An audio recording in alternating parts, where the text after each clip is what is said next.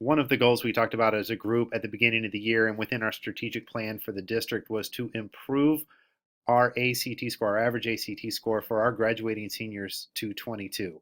The class of 2015's average score was 17.5.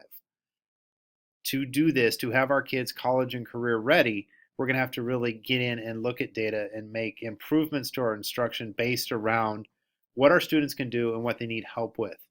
One of those tools that we're going to use is the ACT Aspire.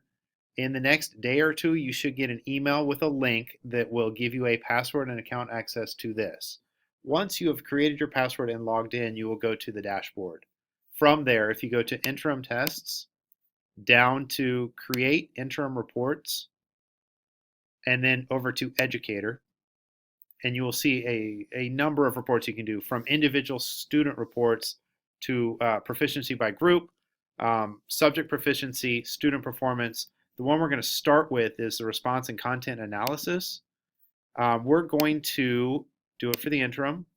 I'm going to go ahead and do 9th grade as an example, and we'll do math. There's actually just a little bit more information included in the math test than the English one, but there's still a lot in both. So standard forms, I'm going to select all teachers, and then we're going to find students, and I'm going to select them all. So it'll be a little bit different when it's just your class. You'll select either all the students, you can do all of your classes, or by hour. But the most important part of this is it'll show you not only the standard and the number of students who got the question correct, it will also go all the way down to show you the actual question, and it will show you the percentage of students who picked each of the answers. So I feel like this is something that you can use in class, A, to improve the outcomes for your students, but also as sample questions that they will see on future tests, whether it's the ACT Aspire again or the ACT.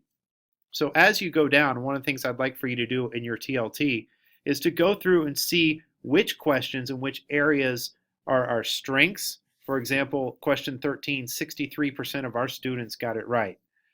You can scroll all the way down and find out that in question 10, only 10% of our students got it right. And here's an example of that question.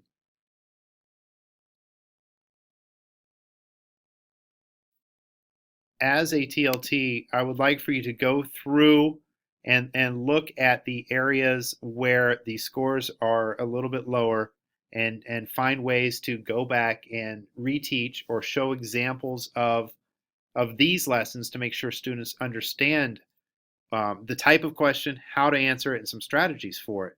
But also, any of these give them access to ACT type questions. So question 7 here, under statistics and probability, only 3% of our students got it right across the board. So when you look at the mean of 3 numbers is A, given that the first and second numbers stay the same and the third number is increased by 6, what is the new mean in terms of A? That is something that you could do as bell work or as a discussion along the way. So you'll see that there are areas of great strength. There are questions where many students, we got 60 and 70% of them right, and there's some areas that we need to improve.